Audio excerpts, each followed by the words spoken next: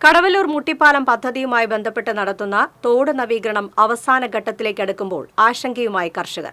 വർഷങ്ങളായി തോട്ടിൽ അടിഞ്ഞുകൂടിയ ചെളിയും മണ്ണും എടുത്തുമാറ്റാത്തതാണ് ആശങ്കയ്ക്ക് ഇടയാക്കുന്നത്. ജലസംഭരണശേഷി വീണ്ടെടുക്കുന്ന വിധത്തിൽ തോടിന്റെ ആഴം കൂട്ടാതെയാണ് ജോലികൾ പുരോഗമിക്കുന്നതെന്ന് കർഷകർ പറയുന്നു.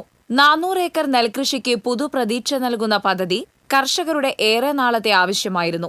2 കോടി രൂപ ചെലവിട്ട് തണത്തറ മുതൽ മുട്ടിപ്പാലം വരെയുള്ള 1.15 കിലോമീറ്റർ തോട് ആഴവും വീതിയും കൂട്ടി നവീകരിക്കുകയും ഒറ്റപ്പിലാവ് മുട്ടിപ്പാലം പൊളിച്ച് റെഗുലേറ്റർ കം ബ്രിഡ്ജായി പുനർനിർമ്മിക്കുന്നതാണ് പദ്ധതി.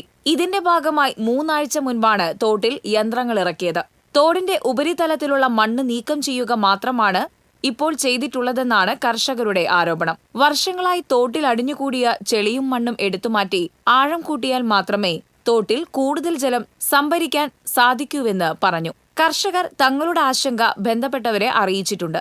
ഇതിന്റെ ഭാഗമായി നിലവിലെ ആഴം പരിശോധിക്കാൻ ഉദ്യോഗസ്ഥർ എത്തുമെന്ന് പദ്ധതിയുമായി ബന്ധപ്പെട്ട് പ്രവർത്തിക്കുന്ന കടവല്ലൂർ പഞ്ചായത്ത് അംഗം ഫസലൂർ റഹ്മാൻ പറഞ്ഞു. മുട്ടിപ്പാലം പൊളിച്ചുമാറ്റി തണത്തറ മുതൽ ഇതുവരെയുള്ള തോട് നവീകരണം ഏകദേശം പൂർത്തിയായിട്ടുണ്ട്.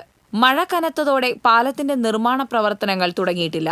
ഒറ്റപ്പിലാവിൽ നിന്ന് നിരവധി വിദ്യാർത്ഥികൾ ചാലിശ്ശേരി സ്കൂളിലേക്ക് ഇതുവഴിയാണ് പോകാറുള്ളത്. അധ്യയന വർഷം ആരംഭിക്കാനിരിക്കെ താൽക്കാലിക പാലം വേണമെന്നാണ് പ്രദേശവാസികൾ ആവശ്യപ്പെടുന്നത്. TCV news, Kunnamkulam.